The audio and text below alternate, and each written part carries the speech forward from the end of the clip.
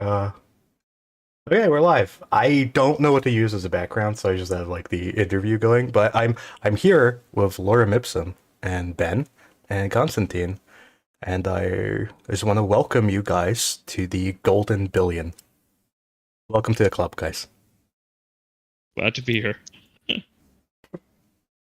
Thank you. Thanks. You're, you're you're all welcome here. Okay, so we're here to talk about this train wreck of an interview, I guess. I don't know how to start. The Putin's interview. Yeah.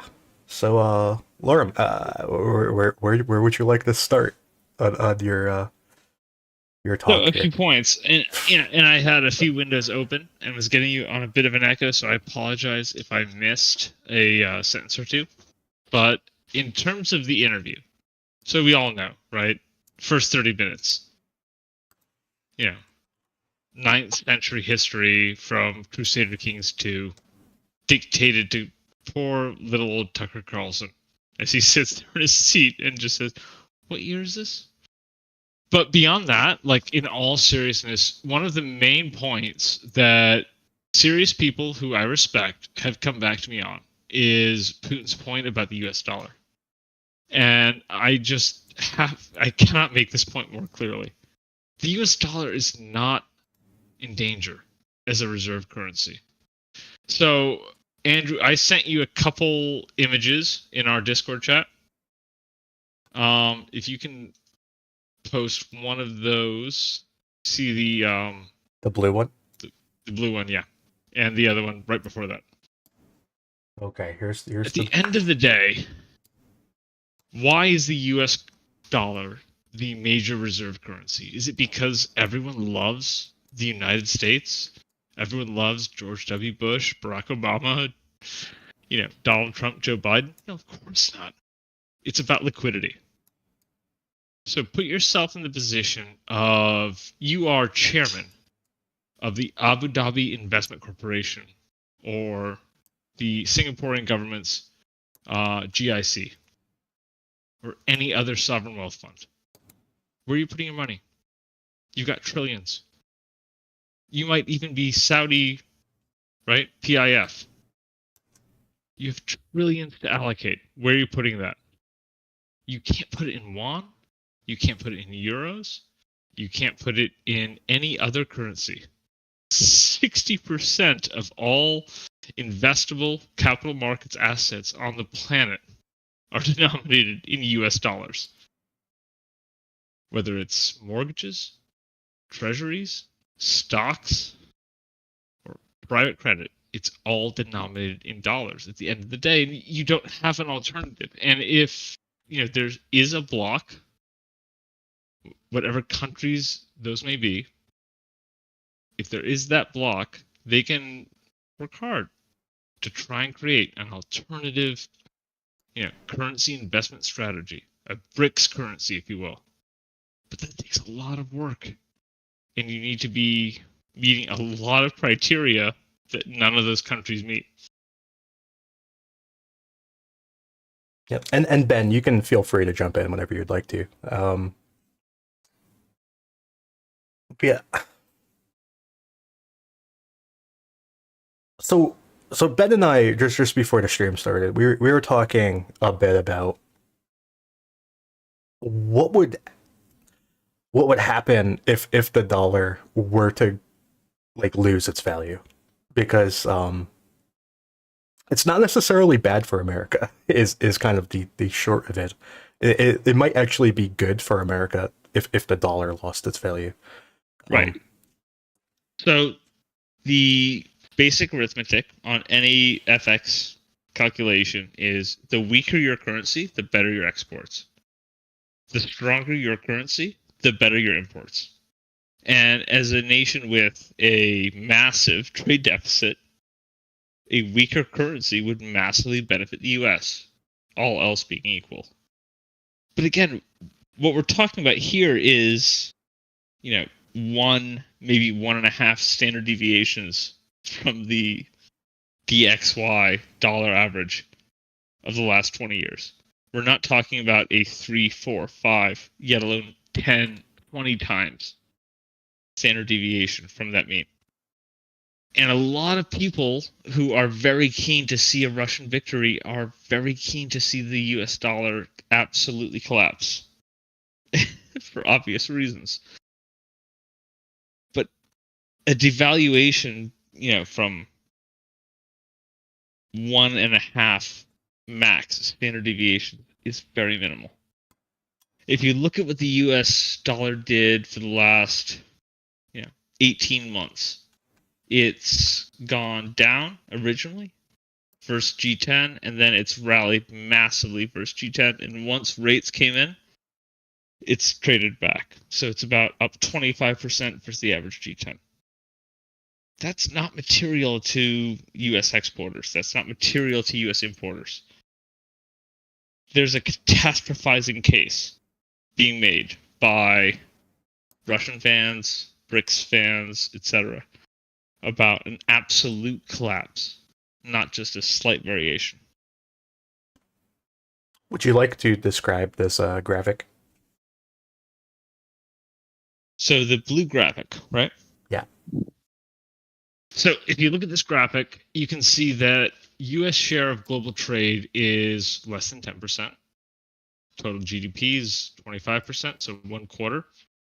And if you look at the total share of payments, FX reserves, and essentially foreign exchange transactions, it's multiples of what the US should be representing as a share of its economic input. It cannot be discounted. And, we talk a lot about Saudi Arabia is trading oil in Chinese yuan. Okay. So the US is an oil exporter. Saudi Arabia's major client is China. Fine. Sell in yuan. That's good. That's $2 trillion. The entire global oil market is $2 trillion. The offshore US dollar funding market is $72 trillion. It's a drop in the bucket. And this idea that the US dollar is going to somehow be undermined because Saudi Arabia is trading oil with China in yuan is crazy. And even then, if you look at what Bloomberg reported last June, right, Russia was complaining to India that they were getting paid in rupees for the S-400 sales. And India said, fine, pay us in dollars. Russia said no. Yeah. And India was like, don't worry, you could invest in building a bridge or something. Yeah, that's exactly what they said. Yeah, no, you can invest in our local economy. And Russia said, yeah, thanks, I want cash, give dollars. But at the end of the day, here's the point. Why are dollars attractive? Is it because the US is the best political nation? No, of course not. Is it because everyone loves the American political system or financial system? No. It's because of liquidity. Imagine right now, you are the governor of the Central Bank of Nigeria. You go into work tomorrow. You have $5 trillion in FX reserves to allocate. Where are you allocating them? In China, where it's a non-deliverable currency? In India, non-deliverable currency? Bitcoin? In Russia, where, good lord, you put your money in, you can say goodbye. No, of course not. 60% of all investable capital markets assets on the planet are denominated in US dollars. That's why there's demand. Liquidity. If you want dollars and you want to switch it to another currency today, you can do it. If you want to invest in mortgages, you can do it. Bonds, you can do it. It's liquid, it's deep, and it's wide. And there's nothing that can compare to that. And not because the US is perfect and amazing and puppy dogs and ice cream. Because the US is the only massive economy that's committed to, open free flow of capital. The last thing China wants is to have open, free flow of capital into their economy. Same with India to a lesser extent. Same with Brazil to a lesser extent. Russia obviously is a gulag economy.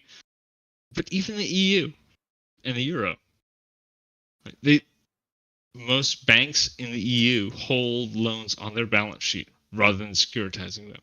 They don't develop these capital markets. So if you have money and you have to put it to work, you put it to work in dollars. That's why you see Saudi Arabia investing in Live. That's why you see Abu Dhabi and the other Emiratis investing in Premiership soccer teams. That's why you see this investment across the globe from the GCC, all in dollar-denominated assets. Ben, do you have something? I know you have things to say, Ben. Yeah, more of a question. What would you say the U.S. government derives as an advantage from this position of the dollar? How would you explain it? So, there's a basic accrual of value, right? Which is seigniorage, is the proper term. But it's very minimal. And at the end of the day, there's only one currency that can take on this role. That currency has to meet a few certain requirements. 1, massive trade deficit. 2, massive liquidity, no capital controls, no inflow-outflow restrictions. Only one currency meets those tests. It's the US dollar. Right? The yuan doesn't want... But you get what I'm saying. Seen from the Kremlin, what he sees is free loans, or quasi-free loans, and what the French once referred to as an exorbitant privilege. And so there's seen not from an economic point of view, but from a political point of view. What would you say the advantages? Because they're craving for it. It's not only a symbol. Or they could be wrong, but they're sure that the reason why the U.S. military is so big at the moment is because of the dollar, or at least there seems to be a clear linkage between the two. I mean, I would challenge that in terms of the linkage between the two. So the U.S. defense budget is what, $800 billion, give or take. If you factor in the out-of-area allocation, it's maybe 1.2 trillion. I mean, the U.S. spent $4 trillion on one COVID bill. That's the amount of leverage the U.S. has financially. And in terms of exorbitant privilege, you're absolutely right. That's a very specific economic term, and the U.S. does enjoy that privilege, but to a very minimal degree. And to get that privilege, they also have to run massive deficits, right? Why would people want your currency? Why isn't the euro the reserve currency? Because BMW and Mercedes. Because Germany wants to run a trade surplus, not a trade deficit. Germany doesn't want to have a net balance of euros outside of the Eurozone.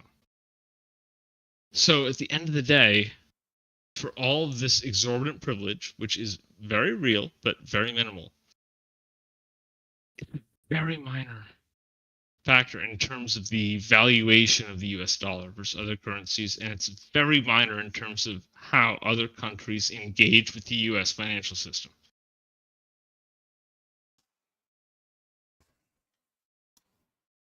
Okay, so for you, it's a complete mistake from the point of view of the BRICS. Like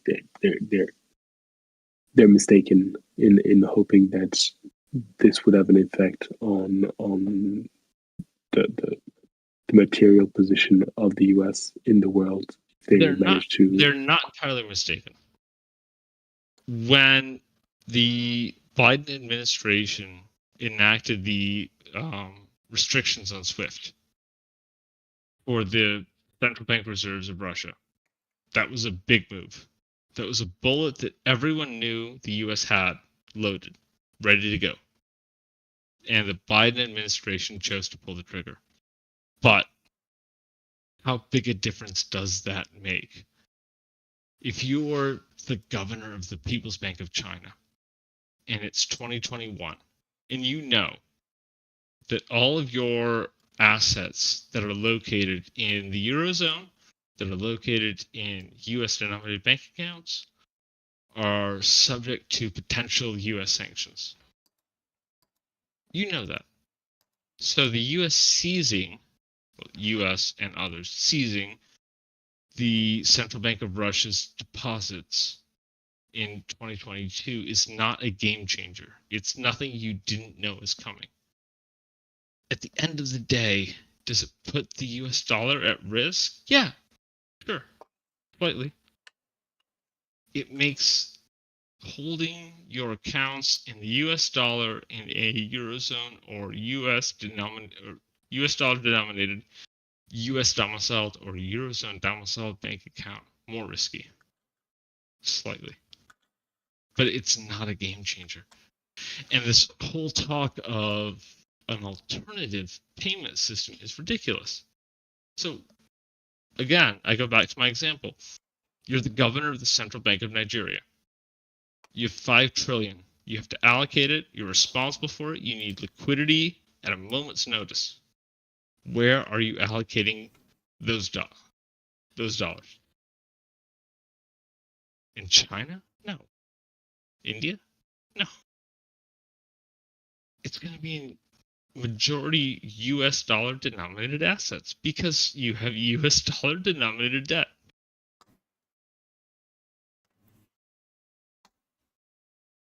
So I have, I don't know, would you like to pivot the conversation a little bit towards like the Russian economy? Because there's been a lot of questions about they had their numbers for 2023 came out in the beginning of this year, I believe, or the beginning of February, maybe, I can't remember. And their numbers going forward also came out, I think, around that time. And we had a lot of questions about that. I can't remember the specific questions, but I was just curious if you wanted to, if there's anything about that you wanted to comment on.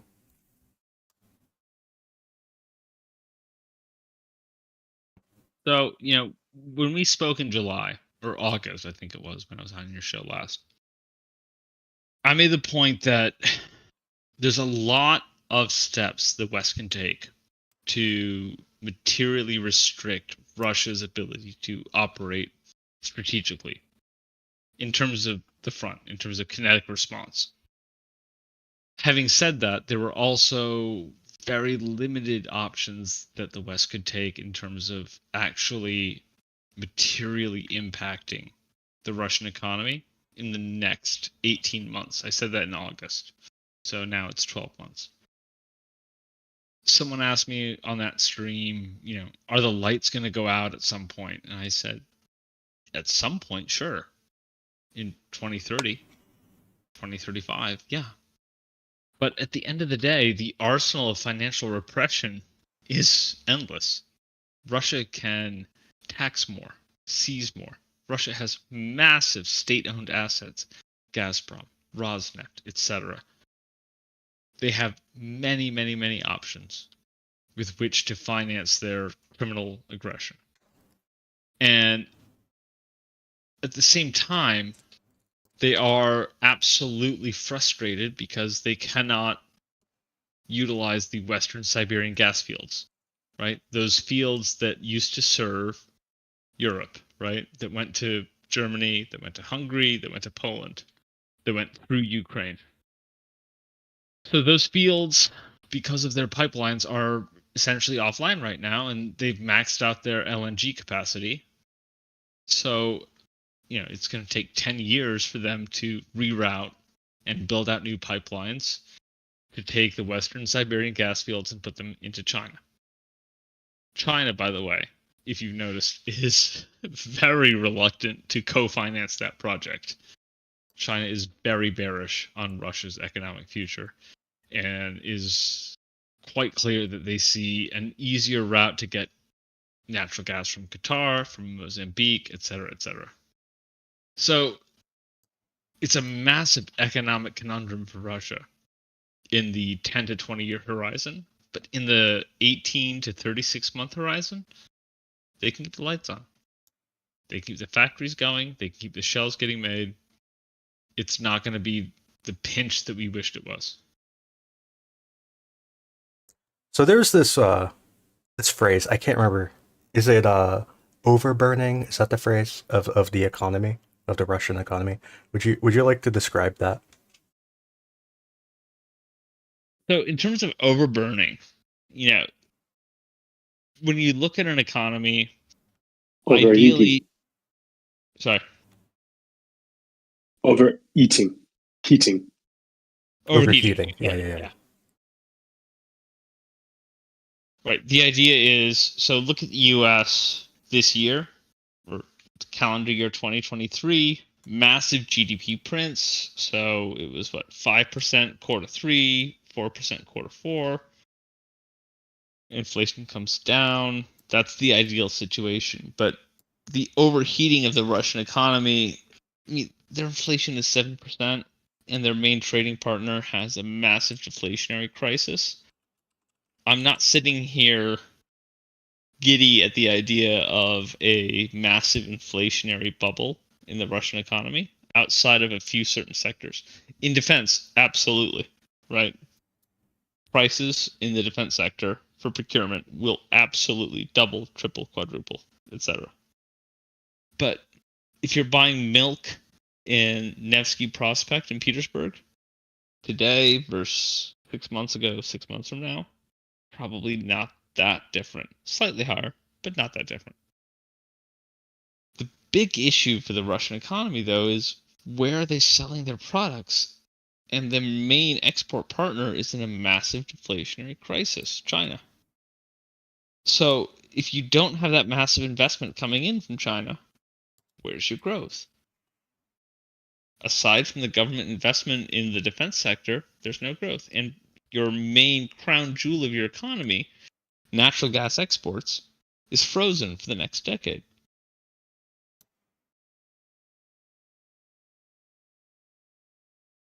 Yep. Can I add two things there? Yeah. That okay, on the LNG part, there's the absolutely stunning information that arrived last week, I think, regarding the investment of so if memory serves 1 trillion rubles in a large LNG plant in next to St. Petersburg, and this would be money coming out of the sovereign wealth fund, which has been severely depleted over the last year. So they are betting on the fact that by 2026, 2028, they will be able to export massively LNG. We can laugh at the bet, but that's the bet, assuming that the investment will take place, which is still not certain. So that's the first piece of information. The second piece of information is that 1 trillion rubles is working out to roughly $10 billion is 25% or 20%, sorry, 20% of their national wealth fund. This is a lot of money, but more importantly, this is their cushion. Over the last year, they pulled something like 3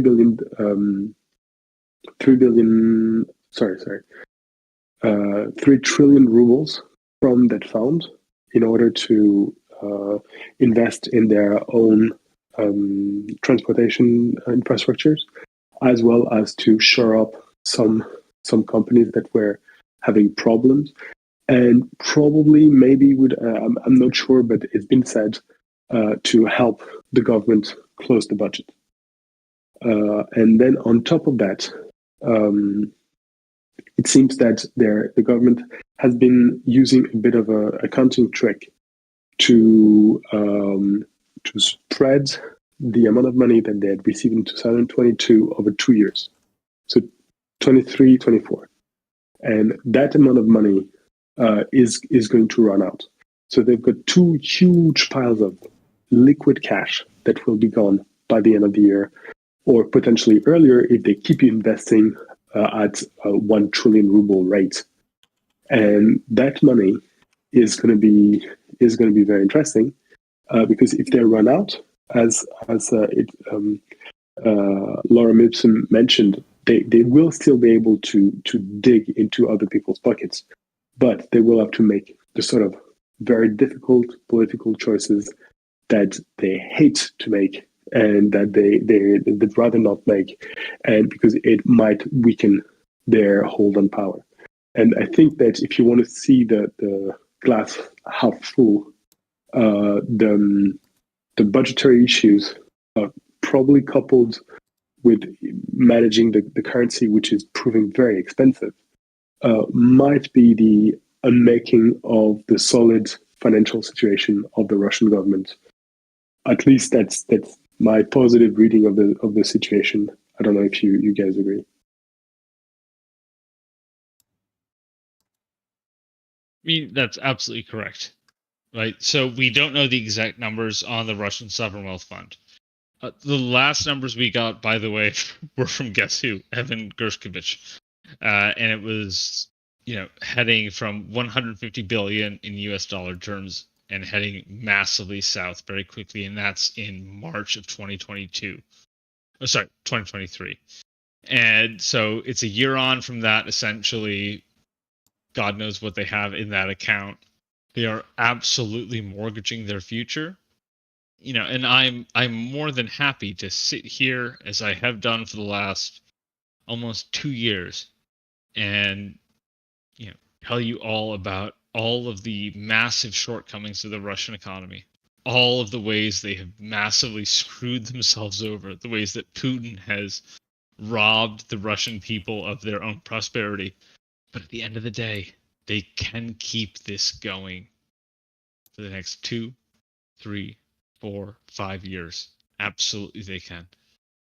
They have absolute assets they can sell. They can mortgage Gazprom and Rosneft. Well, they could have to China,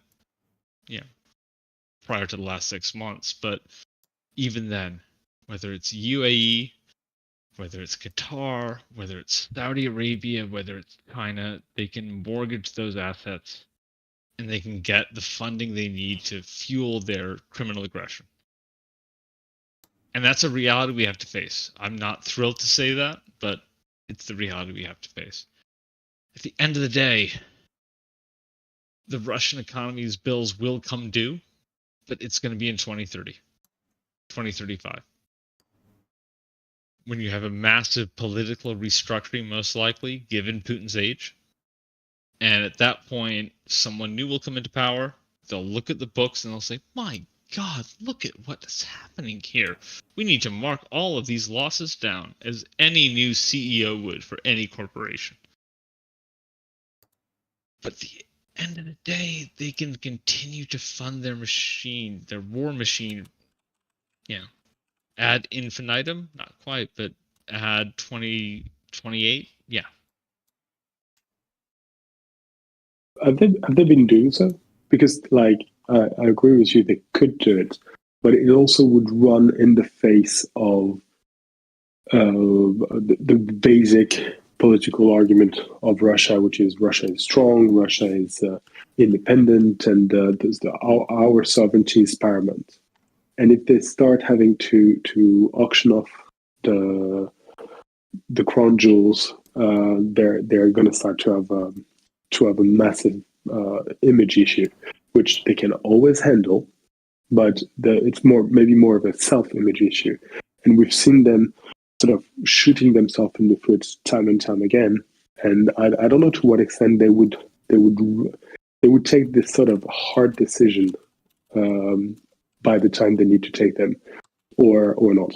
All the more because there's a whole political game that I don't fully understand or even really try to follow, which has to do with who's calling the shots. Is it the central bank or is it the finance ministry? And the finance ministry being basically blockheads, and the the central bank being ballerinas. And at some point, the blockheads are gonna win because the ballerinas are not gonna have leverages anymore because all their leverages are gonna be gone. And by that time, one or two wonder what they're gonna do. And like the sort of how do you say, unprompted mistake that they've been making could be something along the lines of all the money they've invested in shoring up the ruble for no reason other than they want to stay below the 100 rubles per dollar line. And this is costing them billions. So at some point, maybe I'd love to think that at some point they're going to be even too dumb to take the necessary steps, and their pride will be their downfall. At least in a movie, that would be a great scenario. So, in all seriousness, the people who are calling the shots in your analogy are the blockheads, not the ballerinas. Central Bank of Russia has been sidelined since March of 2022. Navalny is, and I've said this, and I've gotten pushback. I've gotten pushback from Andrew, from Konstantin, from Gick, from all the people here. I said Navalny was the most competent person in Russia that had a position of power. And their greatest mistake was sidelining her. But I was complimenting a Russian government official. Not nice. Shouldn't do that, etc., etc. Navalny is very smart. It's facetious to pretend that she's not smart, that she doesn't know what she's talking about. Unlike Peskov, Lavrov, unlike Patrushev, unlike Bortnikov, she says what she thinks. She's very smart, very well educated. At the same time, she works for the enemy. So she came out very clearly. Gick is saying he never said anything like that. Yeah, you did. But anyway. She came out very clearly early in 2022, like March, April, and said, listen, there is no plan whatsoever for any joint currency, for any comical, stupid gold-backed ruble. Never going to happen, etc., etc. Immediately got slapped down by Peskov and Lavrov, and then later on by Patrushev and Bortnikov. And so the whole apparatus of the Kremlin essentially came down on her like a ton of bricks. So the Central Bank of Russia is very much, sidelined. You even had Peskov saying, I don't know if it was May or June of 2022, but Peskov had a statement essentially saying, what the Central Bank of Russia says is indicative, but not declarative. It's a guideline, not a rule, etc., etc. Essentially sidelining them completely. But beyond that, in Russia, with the current financial situation, you had, as you said, any move that was public to sell off part of Gazprom or Rosneft to China, whether it was to CITIC, whether it was to Sinopec, whatever China SOE was going to be the joint venture operator, it was mooted in March 2022. That was the rumor. It was going out. Rosneft and Gazprom, 20% stake from CITIC, 20% stake from Sinopec. And then it was immediately killed. We have no idea how that ended up. There was no announcement, but they're not publicly traded. There's no financial data published. Quite possible that CITIC and Sinopec or any other, China Construction Bank, etc., any other China's SOEs actually have massive stakes in those two crown jewels of the Russian economic empire. But at the end of the day, whether they've sold that off or they haven't, they will, one way or another, because they can't fund it next 10 years, right? You have to hook up the Western Siberian gas fields to China. That's what, 10 trillion over 15 years? There's no way you can fund that and fund your future as a state without getting massive foreign direct investment, and there's only one place that can come from, and that's China. So whatever form that takes, that is the dominant paradigm going forward.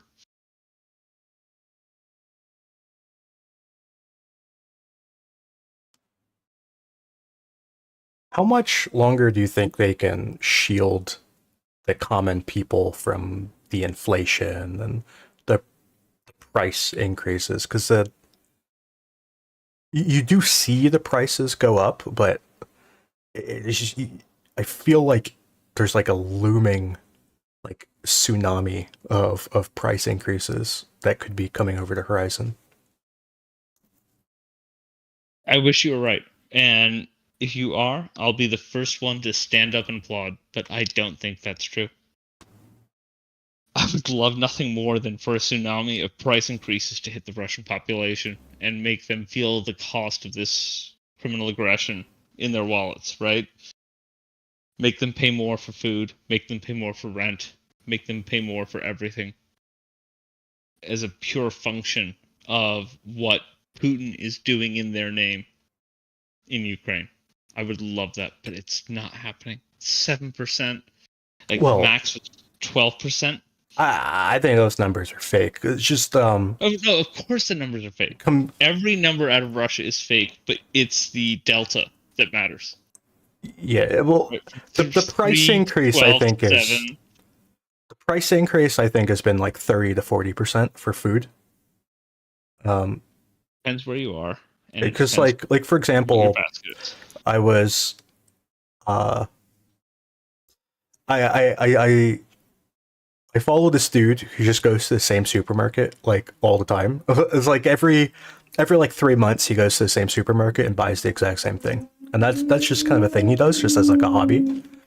And the most recent time he went to that supermarket, the price of bread went from it was 15 rubles. It went from 15 rubles to 22 rubles. Except that the 22 rubles was half a loaf, and the 15 rubles was a full loaf. So for a full loaf, it went from 15 to 30. But they don't sell a full loaf anymore. They only sell half a loaf. So, that's just kind of like a price that you see go up. Like, and you could say like, okay, it's like 5 rubles, like whatever. Like you can, like whatever. But when that happens to lots of goods that you buy, you end up buying less food over time because you just can't afford to buy what you used to get. There's no doubting that inflation is a major issue for the Russian consumer. And for all of the Tucker Carlson fans out there who think that inflation is a massive issue in the US, look at Russia. Massive price increases. There's no doubt. Even using their own figures, which, as you said, are pure bullshit. It went from 3% pre-war up to 12 to 17%, depending on which quarter, down to 7% right now. But again, U.S. inflation is at 3%, under 3% actually right now. It's massive inflation across the consumer price index in Russia compared to the U.S., compared to any Western economy aside from the Baltics, who had a massive supply squeeze, and aside from I think it was Greece, who had a massive supply squeeze for a few months.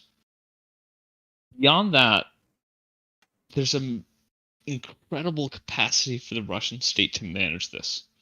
And so, your friend, I don't know what town he's from. If he's from Petersburg, Moscow, Saratov, Rostov, Sverdlovsk, etc., etc.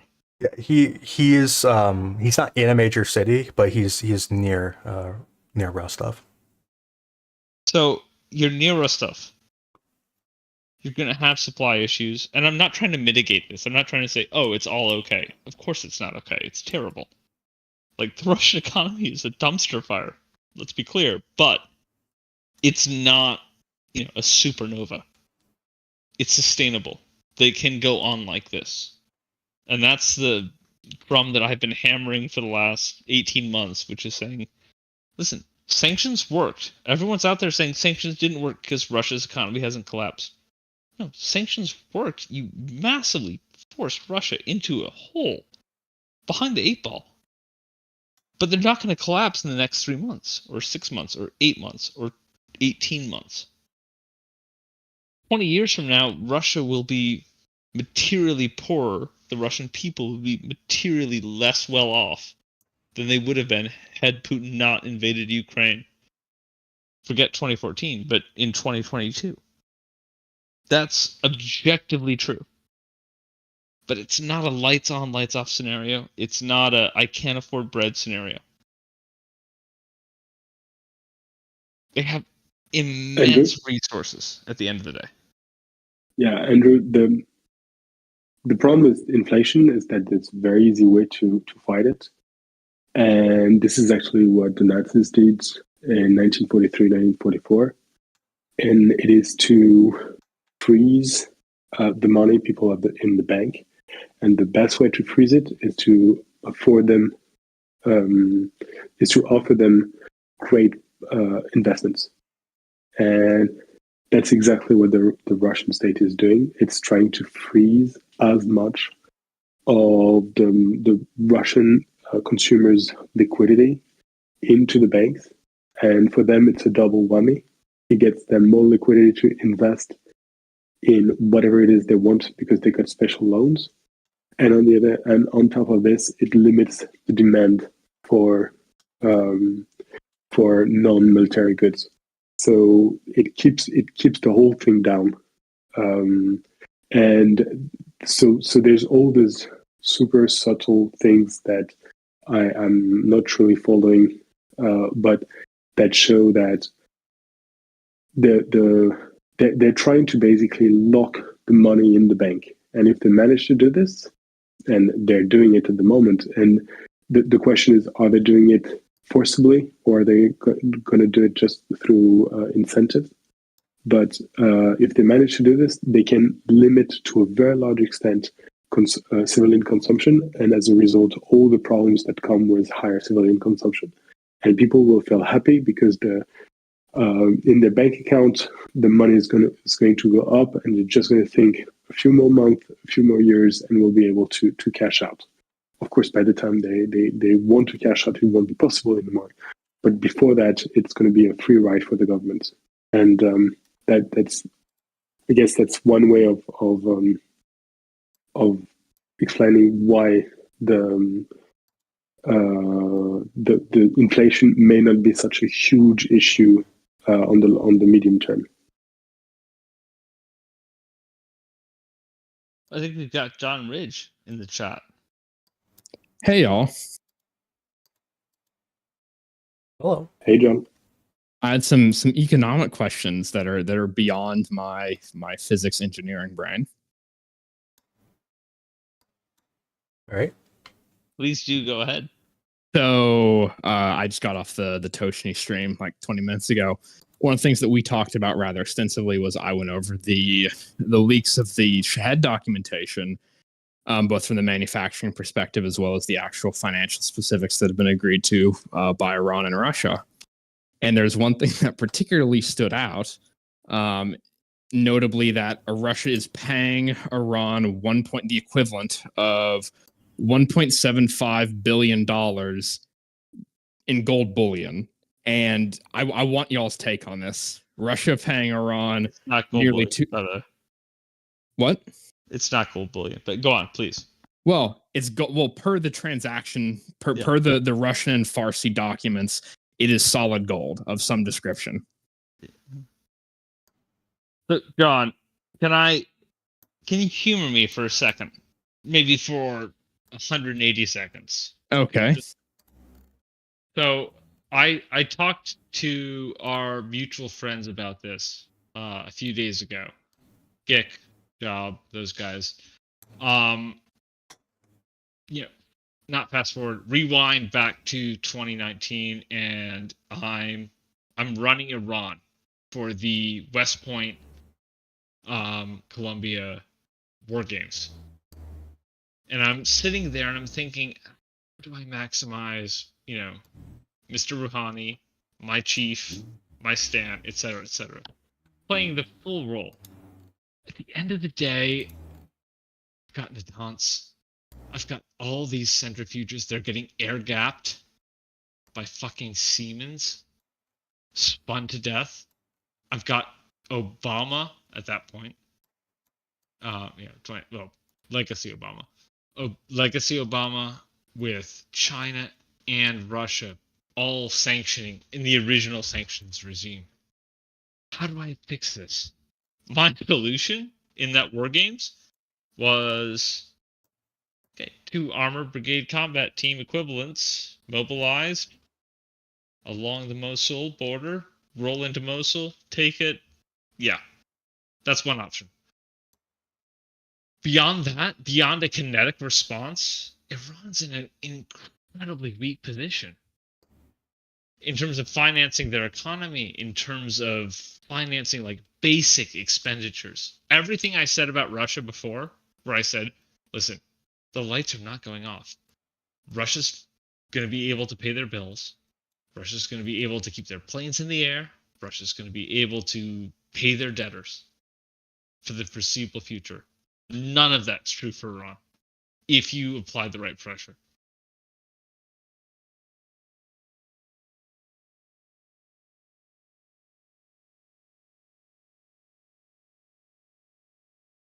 Right, but my question was more so, what is y'all's assessment of the insistence of the Iranians that these payments be discharged in the form of physical gold rather than, say, ruble denominated forex reserve, ruble denominated reserves or US dollar denominated like forex reserves? It's right. To be clear, it's pure politics, right? Iran would be thrilled to take payment in US dollars or euros or yen or Australian dollars, Kiwi dollars, Canadian dollars, etc., etc. Any stable currency that's liquid that they could discharge immediately. But Russia would not be happy with that because that would be a political loss for them. So you need to find a common ground. Fine. Bullion. But again, it's not actually being paid in bullion.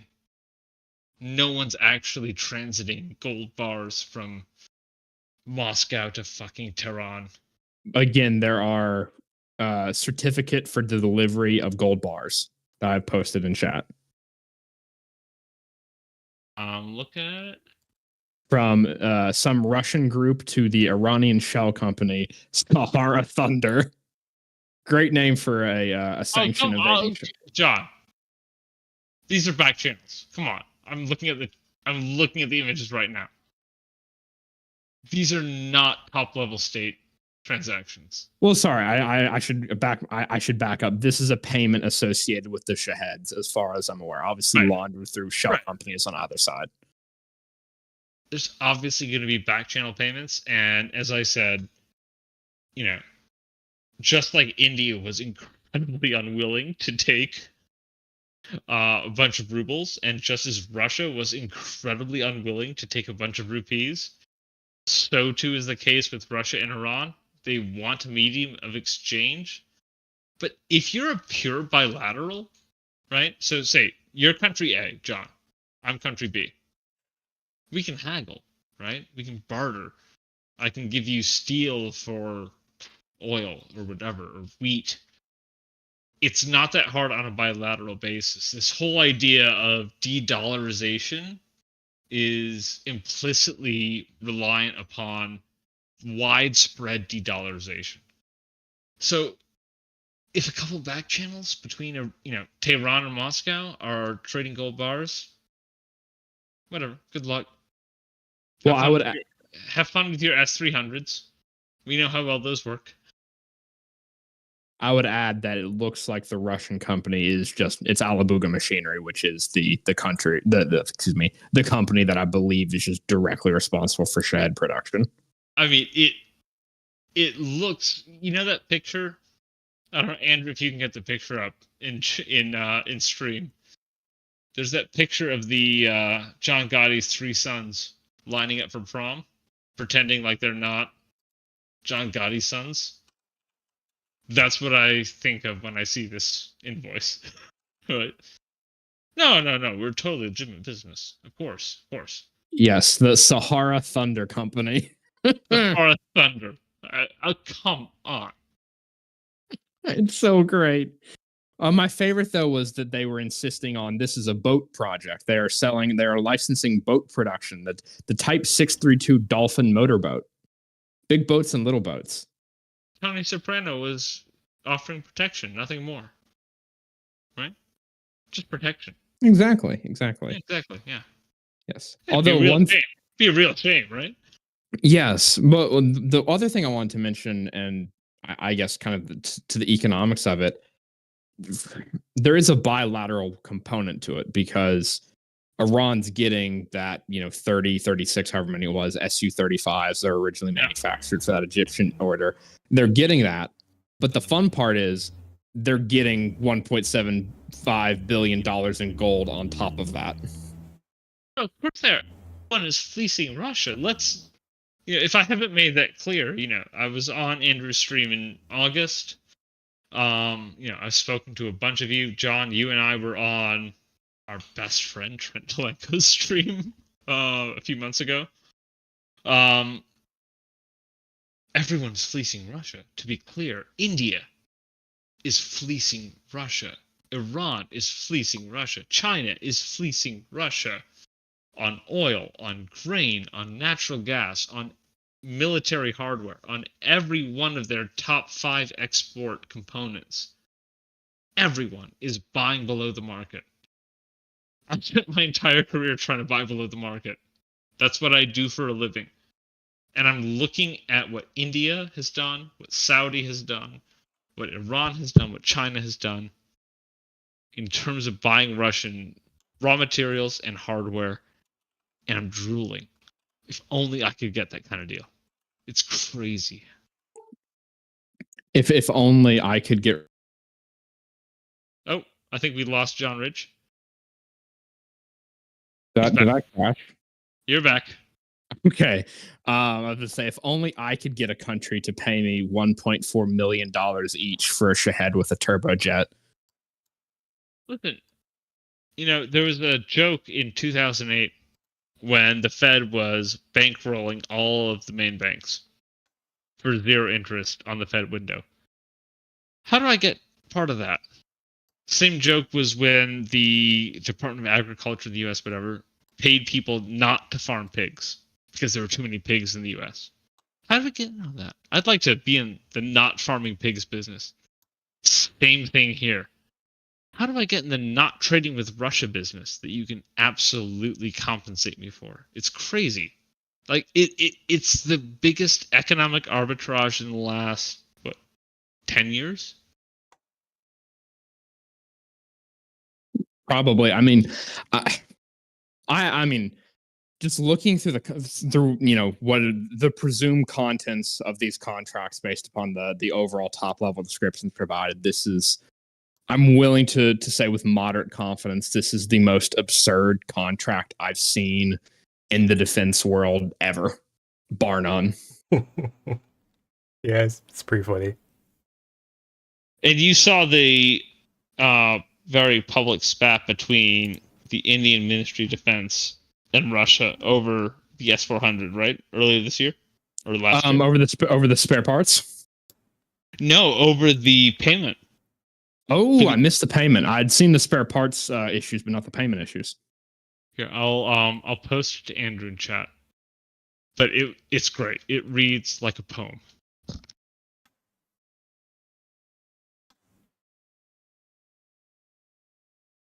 Andrew, I'm gonna look this up. I'll be right back. Okay. Yeah. When we do this, there's like, if we want to look at it from a more macro perspective, what's really amusing is the fact that, yes, the Iranians are happy to do some dealing with the Russians, but clearly they're not involved on the long term. There was a lot of talk recently over the fact that Iran could be the southern door for Russia. And it seems to, like, based on that evidence, they're they don't see it themselves. Because if you're going to start to have several $1 trillion worth of import and export going through your rail lines and then across the Caspian Sea to Russia, day in, day out, you would take rubles immediately, and you'd be happy for it because they would smoothen the trade. But the fact that they're taking gold means that they don't have long-term perspective, and I think that's an important takeaway, because that implies that just as China is keeping Russia at arm's length, Iran is not fully invested and doesn't share the vision. Like they're happy to, as you said, fleece the Russians, but they don't share a vision as them as a backdoor to the world's trade for Russia. And I think that's a really, really, really important and positive information for everyone. Well, to that point, I think the Russians have the same perspective, because if you look at how this whole process was contracted and how the Russians wanted to approach it programmatically, and if you assume that's kind of analogous to their overall line of thinking, it's very clear that they want to cut the dependency on Iran as quickly as possible by licensing and then localizing and indigenizing the head production as much as possible. I mean, take, for example, the airframe. They're able to produce, they've localized 90% of the components, the raw materials, into Russia. The only remaining is aramid fibers that they're importing from China. None of the airframe materials are coming from Iran anymore. They've localized the warheads. They have their own warhead design now. The Nasir 4-channel anti-jam GNSS guidance package, that's been replaced with Russia's Kometa M. I'm not sure if the Sadra, the Iranian inertial navigation package, has been replaced as well. I would presume it has been. The Russians have been trying to localize the actual propulsion unit, the piston engine production as well. And you see that unit cost decrease from about equivalent of $193,000 per Shahed to about $50,000 once fully localized. And the Russians, they very clearly want to cut the Iranian supply chain out of the equation as quickly as possible. Right, gone. Just a question here. In terms of, you're talking about the Russian supply chain from Iran. Obviously, short term, Russia's very reliant on Iran, right? For frames, as you said, for Shaheds, as you said, for other components, as you said. But longer term, Russia sees Iran as essentially as a bank, right? Like, they're going to sell them uranium. They're going to sell them technology for enrichment. They're going to sell them, et cetera, et cetera, et cetera, down the line, next 20, 30 years. But because of the criminal invasion of 2022, they're very reliant on them for components that you and I could probably put together in our garage. How do you see that playing out long term, right? That trade-off between, Russia's reliance on Iran now, next year, the year after, versus, Well, I would say that, as I understand it, again, the localization has already largely occurred. They're going to get to a point, I think they're likely already most of the way to it, where they need few of, if any, components from Iran to actually produce the Shaheds. It's not hard to get there, just given how simple the Shaheds are. I would suspect the longest lead time item would just be the propulsion. The other reporting, aside from these leaks, had mentioned that was the thing that they were struggling to localize the most. And then there's things like microelectronics that they're always going to be sourcing from abroad, from China anyways. So I would say they're probably very likely already most of the way disconnected from the Iranian supply chain. At least for the Shahed specifically, or right. The baseline 136. They displayed interest in, again, the Seeker equipped versions, like 2,000 of them. They're getting absolutely fleeced, $900,000, total robbery. For total absolute daylight robbery. I love to see it. And then 1.4 million for a Shahed with a turbojet and no seeker. Again, even greater robbery. Yeah. They haven't localized those yet, and that would be longer lead if they want to continue procuring those.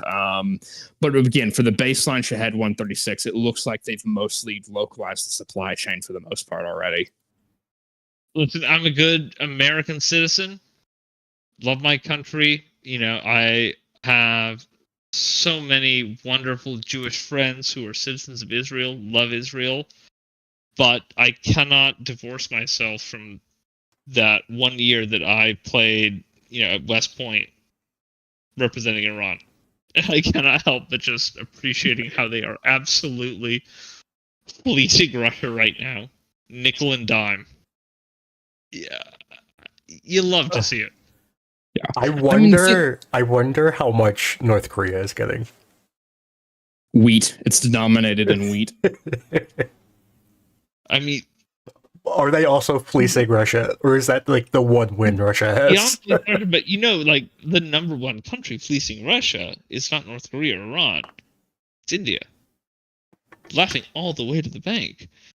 I mean, they spent 2022 buying oil from Russia at $50 a barrel when the market price was 70. Because Russia couldn't sell it anywhere else.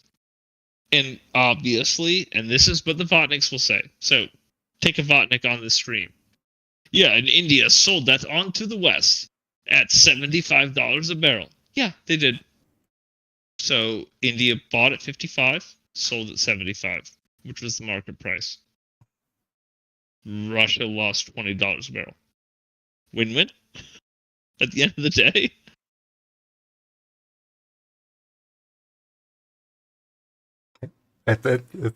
I'm fine with that, honestly. It's great. It's wonderful. Yeah, I've been pushing the India stand position to some of our mutual friends for a while now. There's not a whole lot of take-up on my position, but I'll still keep hammering away. Listen, I will be more receptive to Modi when he stops trying to assassinate people in North America.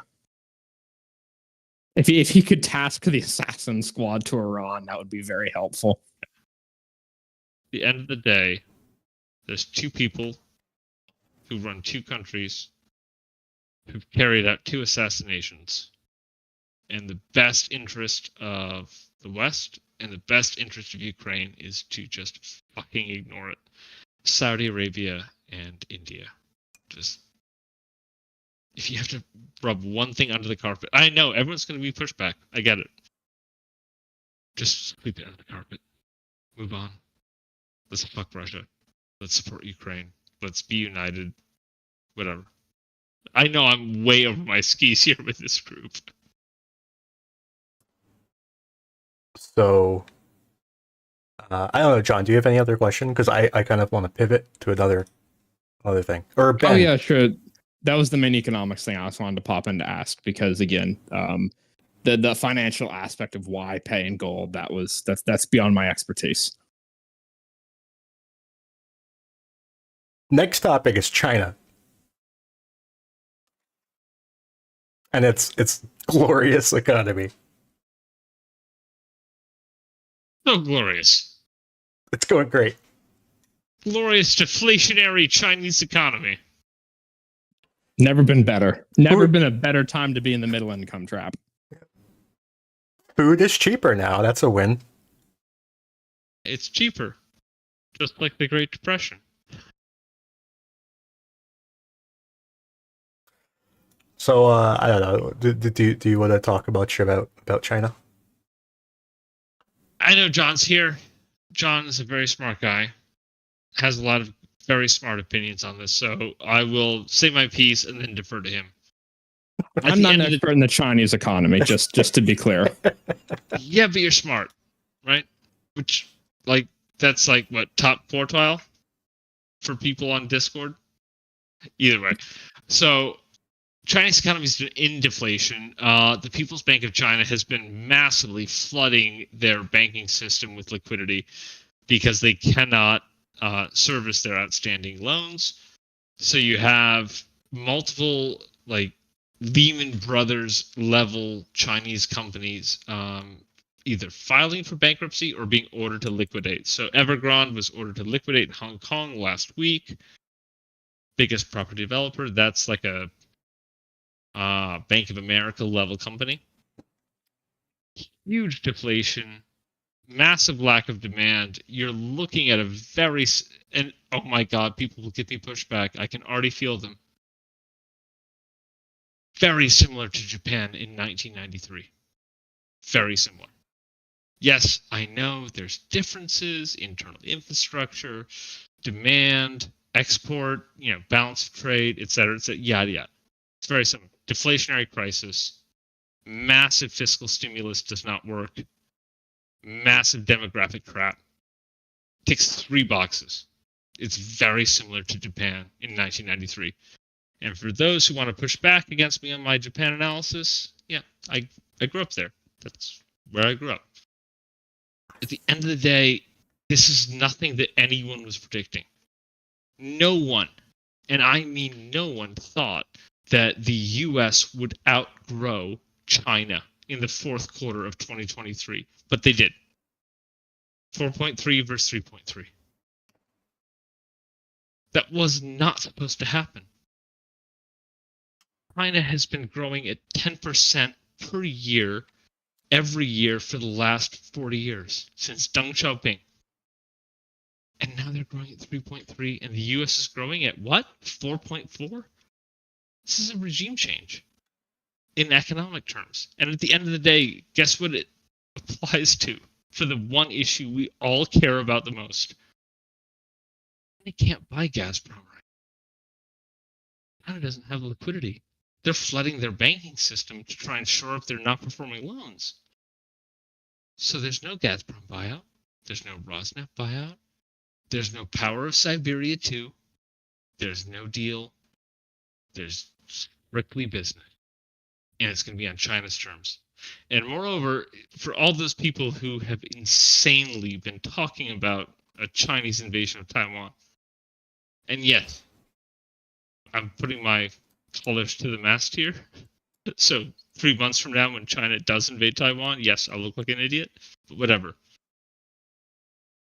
All the rhetoric around China invading Taiwan, et cetera, China can't afford to fund itself right now. And it won't be able to for the next 36 to 48 months until it gets its economy back on track. China right now is the US in 2008. That's the perfect comp. Anyway, I've gone on too long. Ben, would you like to say something? Yes, happy Chinese New Year to everyone. Lunar New Year. And because I want to stay alive, I will not express any opinion on the economy of China. Okay. All right. Yeah. I don't know. Do you think, Andrew, by the way, so I lived in Hong Kong when it was British for 2 years. Do you think that still gives me the right to return after I insult China on Discord? Got to get your social credit score back positive again. Yeah, you're gonna have to do something. Yeah, my social credit score is worse than my actual credit score.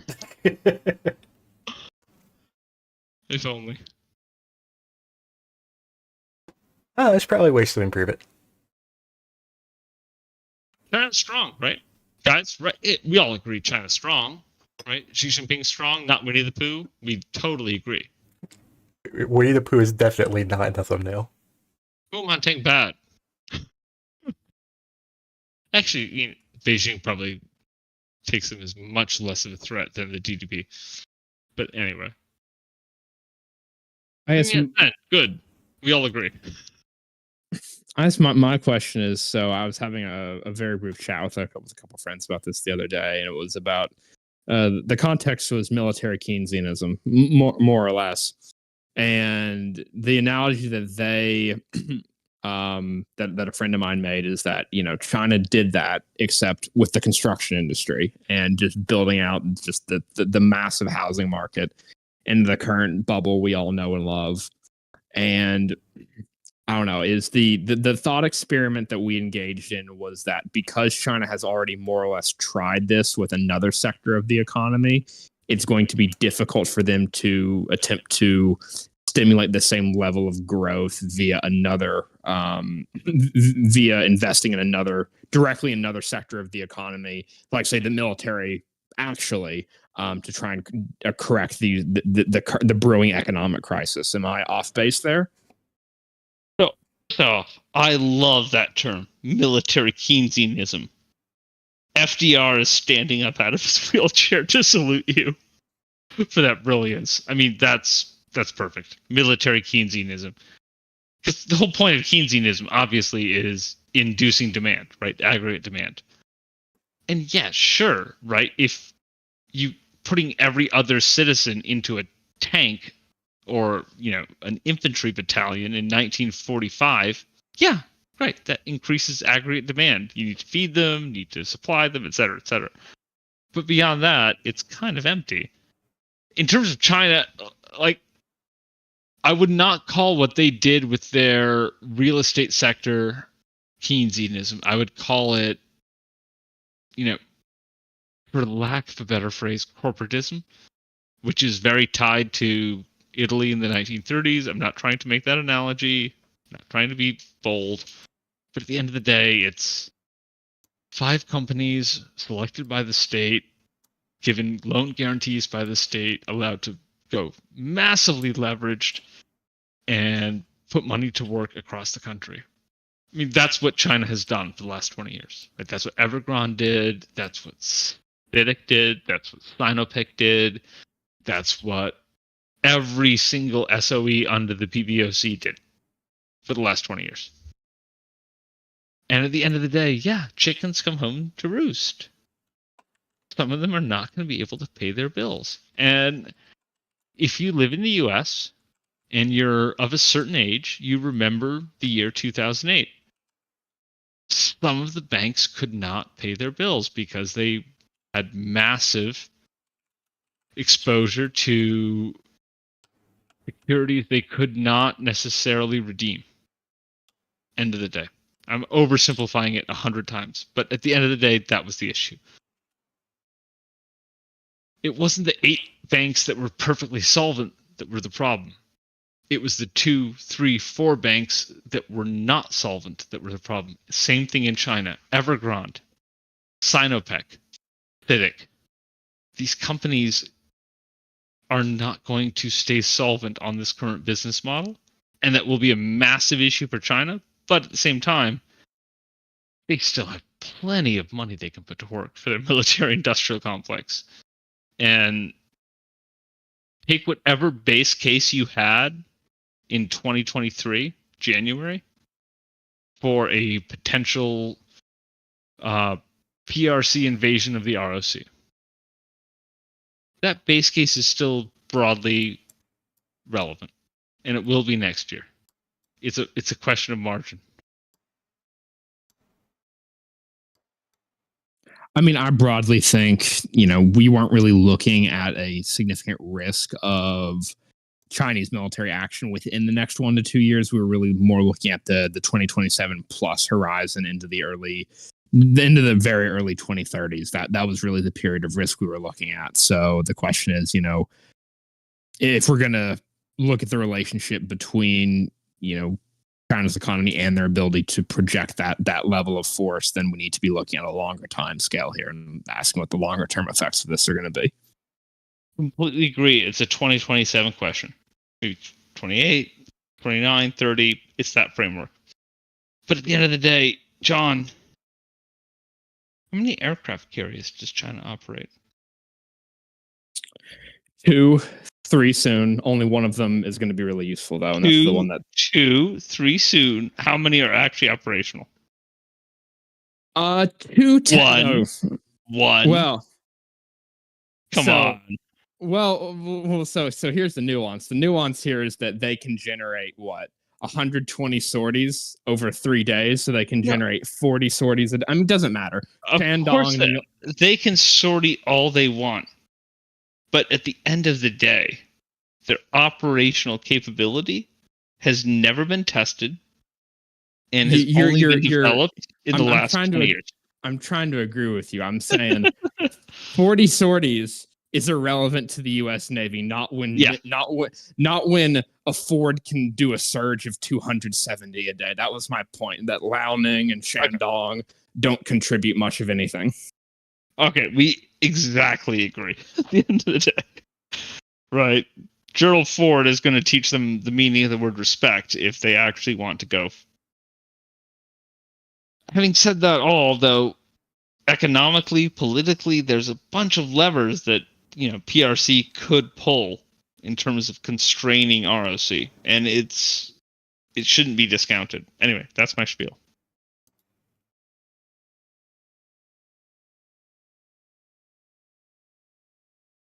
Well, I just got a question in the chat regarding the satellite situation. And the satellite situation is not great, Bob. It's I did get my account back, but I cannot have access to Planet anymore. And from what I can tell, Planet has completely severed ties with Ukraine. So you cannot buy images of Planet in Ukraine anymore, from what I can tell. I know I certainly can't, but I think it's banned for everybody. And there are other services to buy images, and I honestly never used Planet. Well, I used Planet once, and they banned me. But there are other services like Airbus, and I recently learned I can buy Maxar, so that's cool. But Maxar is really expensive. But we're worried that those might be going away soon as well. But I for the time being, I can buy Airbus, which is cool, which is what I was buying anyway. But Planet is gone. For me, in particular, they like banned me from Planet. But also I think for everybody. Hey, Andrew, by the way, since we haven't spoken in a few months online, did I tell you about all the shipping that was going on around the Cape of Good Hope versus the Straits of the Red Sea and the Suez Canal? It's a very fascinating story, and it's not what you're hearing from the average botnik on Twitter. No, we did not talk about that. So all Chinese shipping is going around South Africa. There you go. I'm feverishly trying to look up my tweet where I've got the live map of the Chinese state shipping agency, Costco.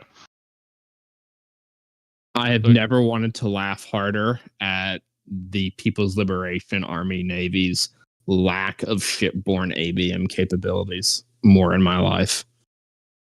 So you agree, John, the PLA Navy, which, first off, let's just take an aside. Great name, right? Truly, one Army Navy. Can't go wrong. Army Navy. How can you get better than that?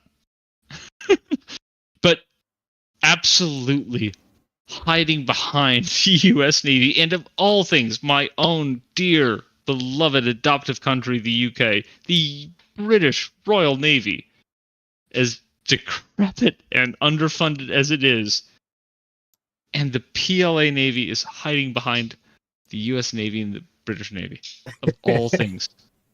And the French, which is the most embarrassing part. And that's the most embarrassing thing by far. I mean, the French.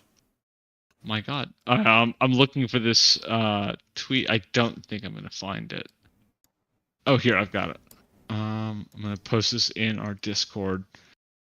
Just a fun little data point on shipping in the Red Sea. It's an absolutely crazy point. So you saw a bunch of,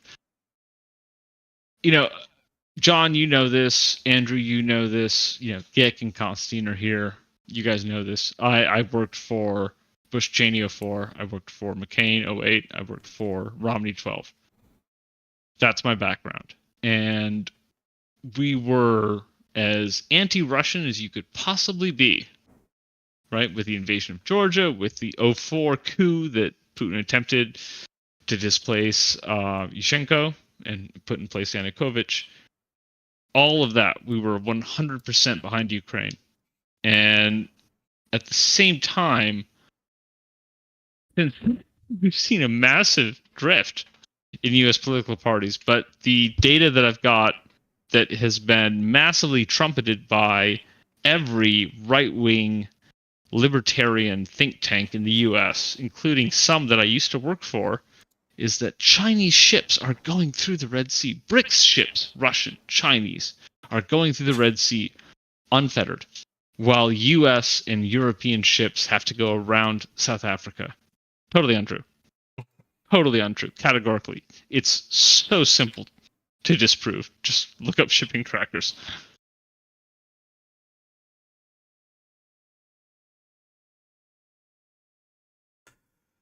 So, John, we have some. Is this breaking news from the Senate?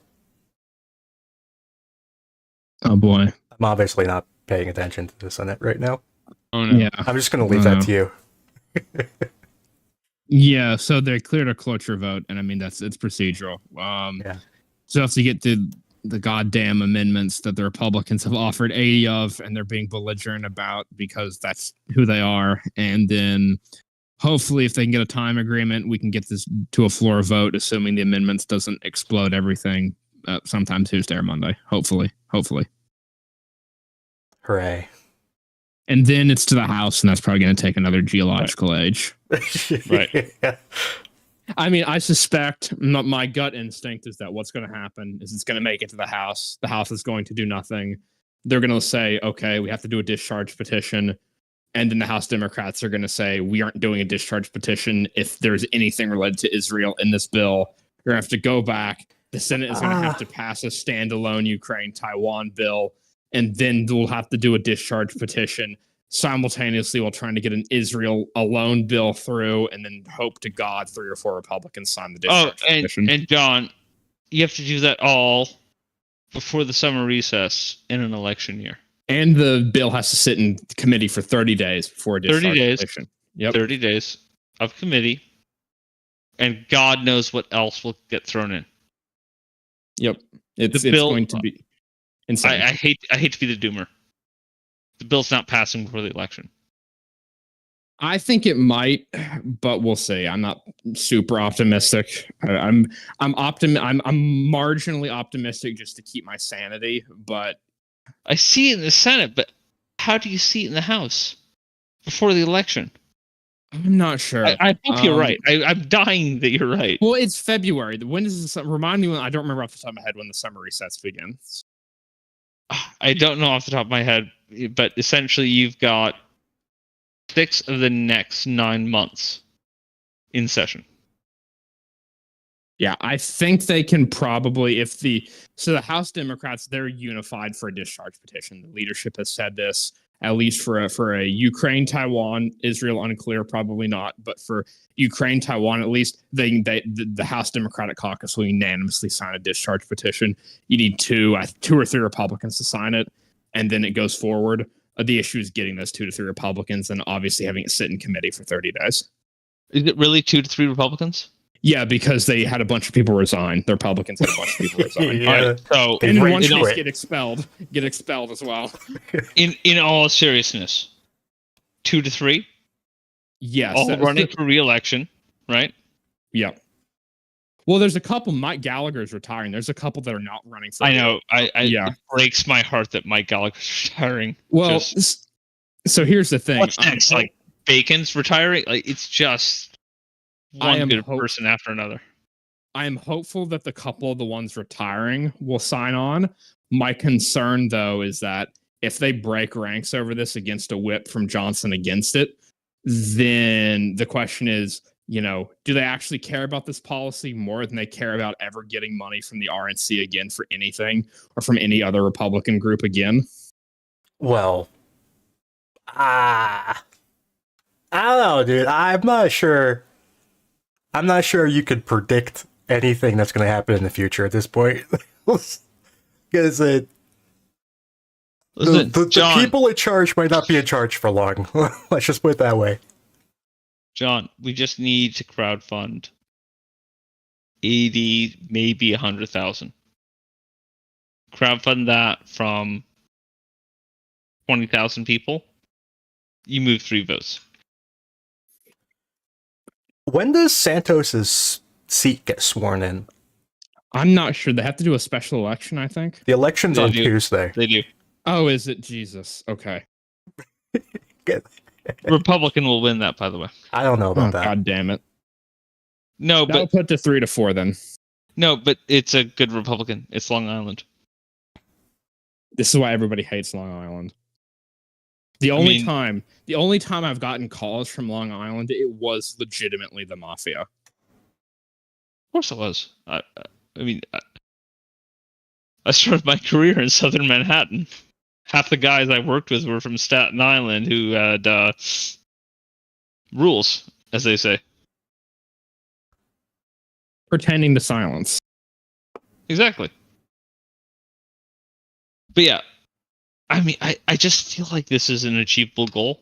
And, Java T told me I'm full of You'd shit. think so. You'd think it's achievable. It's a very low bar. Yeah, Gick told me I was full of shit.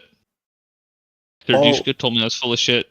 All we need to do is get a simple majority. And maybe you and Andrew are going to tell me, or you, Andrew, and John are going to tell me I'm full of shit. But I think this is achievable if we play it the right way. Getting it passed or crowdfunding? Getting it passed. One way or the other. Crowdfunding was just a brainwave. I think it is achievable, but it's going to be a difficult road. For what it's worth, there are like 2 to 3 Republicans who have said they have spoken to Johnson that they want a Ukraine bill on the House floor, period. Yeah. Doug Bacon. Yeah, Bacon's one of them. Mike Turner is another one. And then I think there was one other. I just obviously feel with Gallagher retiring, they could maybe get him to sign the petition, etc. You're really pissing off Gick. Good. Oh. Wait, what? How did I piss off Gick? You keep tarnishing his good name. Gick, I did not. Come on. Gick, I see your message. I was speaking in broad terms. Dude, It's okay. less He's just- German we're all for joking. 1 minute We're in all your joking. life. Don't worry Be about less it. German. Uh, How dare you? anyways, Constantine, what were you gonna say? I was gonna ask you, did you just talk, because I went away for a moment. Did you just speak about the discharge petition for Yes. Mike Johnson? Yes. So once again, what do you think about it? Is it real? Could you sort of So the House Democrats, I mean, they're in discussions. They said that they're considering it. They are prepared to pursue that route. Whether or not it succeeds is a different question. We first got to clear the Senate first. See how that goes. I think it's possible, but it's a rocky road. It's going to be a challenge, but I think it's possible. So how many? They need 2 votes, right? Or 3? It's 3. Well, so it depends, because Santos's seat that was previously vacant. The election for that's on Tuesday, and then the new representative is going to be sworn in, and Republicans probably going to win that seat again. So it'll be, I think, 3 to 4. Well, here's I think the latest to 42 for the Democrat candidate. No, from to replace Santos' seat, or am I wrong here?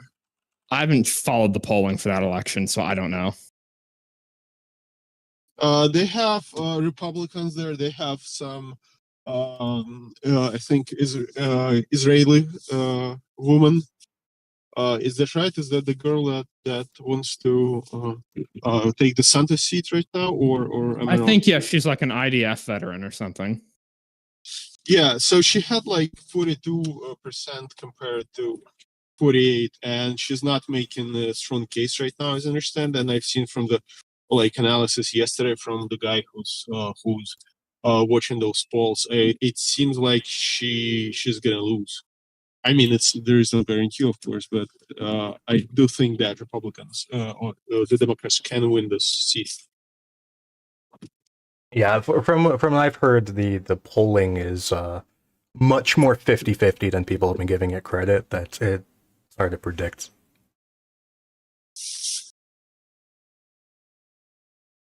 Yeah. So even if, for example, in the best we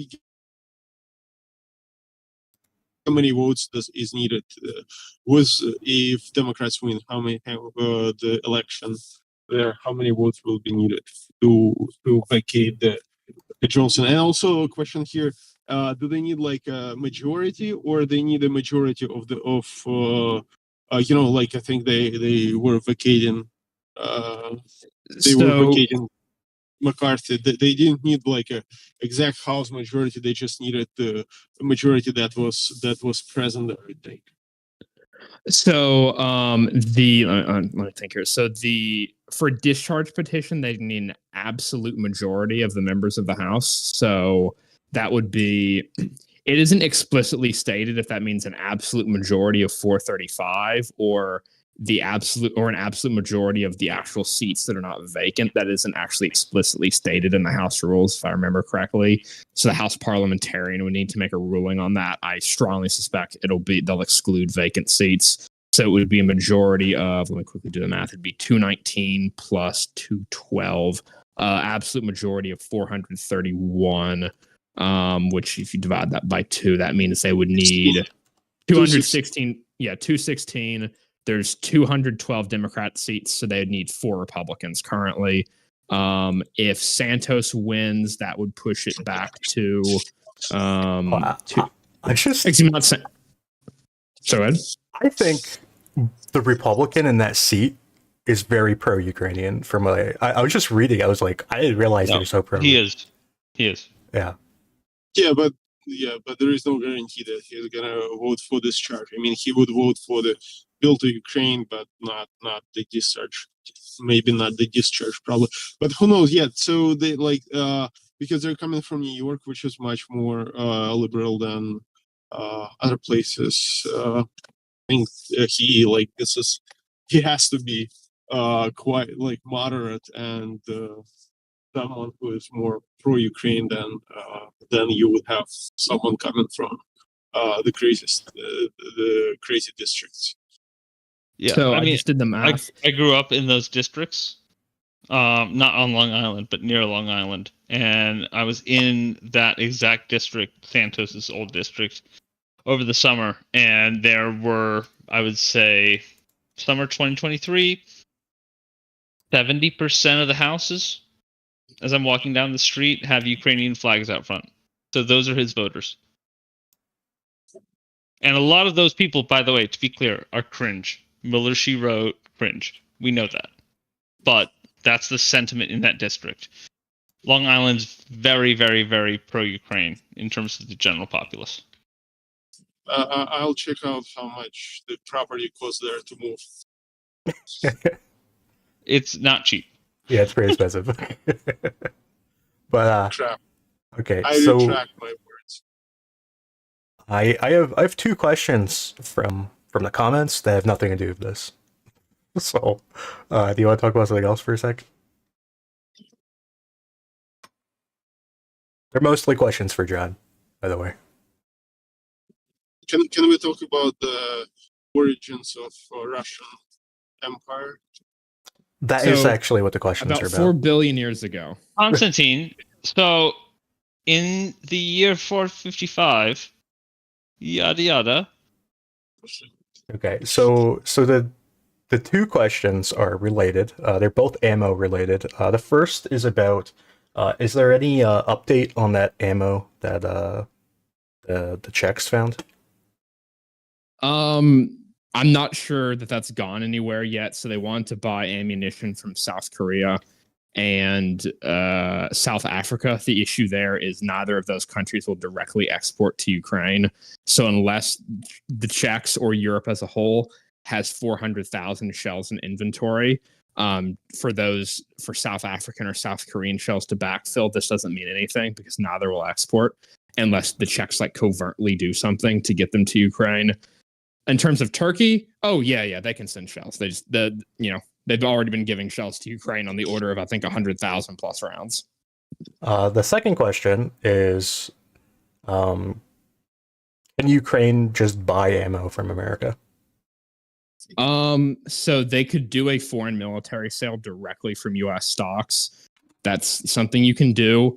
The issue is, I think I'm not sure we'd allow that. Well, there's two issues. A, Ukraine's kind of broke. B, I'm not sure we'd allow them to do that currently. Given the current ammunition situation, I could be wrong. I mean, well, I shouldn't say that because we're going to resume ammunition deliveries as soon as the supplemental gets enacted via PDA. So the shell deliveries will resume from the U.S. immediately. So yeah, I guess we the bureaucratic process at the State Department is a pain in the ass, but if they had the money, I don't see why they couldn't try to do it. But it wouldn't be the preferred option. But in principle, I don't see why not. What's the cost for each United States made shell right now? Do you know? So we don't really know. So we know how much they're paying for fiscal year 2024 for the base budget. But the issue is because of the supply chain disruptions caused by rapidly scaling, the cost has gone from like $1,000 a shell to like $6,000 a shell. We aren't really sure what the Army is currently buying them at.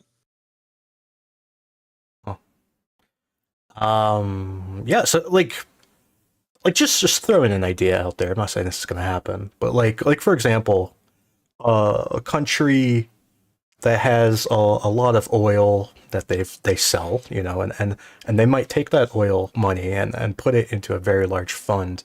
A country that's similar to that could offer Ukraine a low interest loan, or even a interest-free loan that they could use to buy ammo.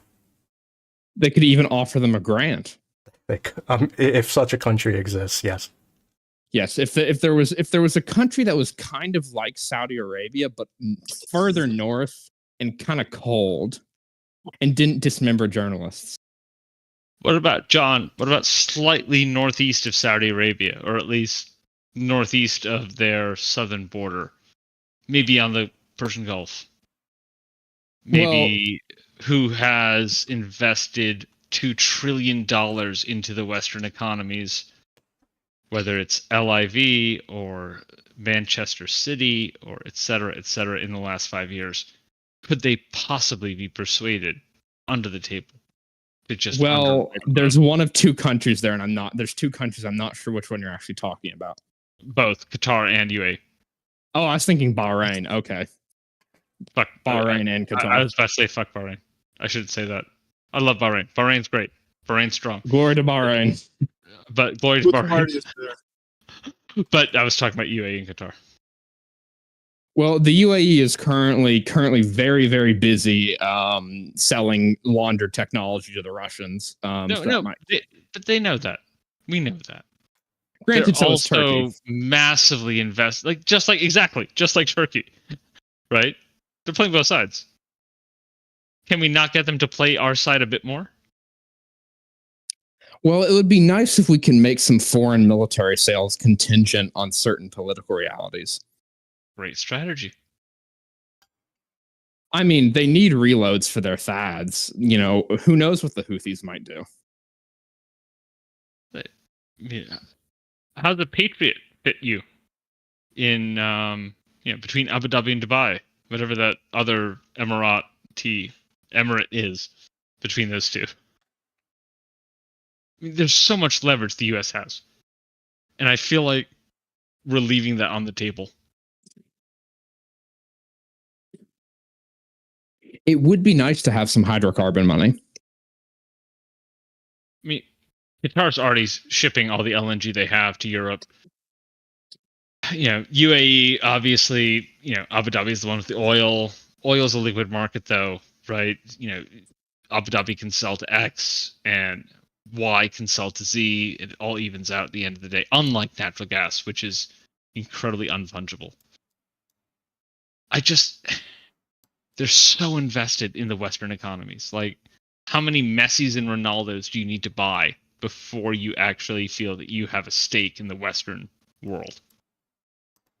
And I'm being facetious with the Messi and Ronaldo thing. Obviously, Ronaldo actually is not there, and Messi apparently doesn't play. Yada, yada, yada. But how many Premiership teams do you need to buy?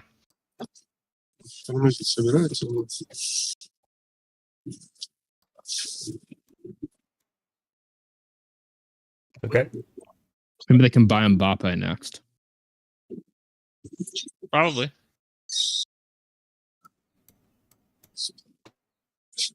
All right. Dick's yelling at me. Yeah.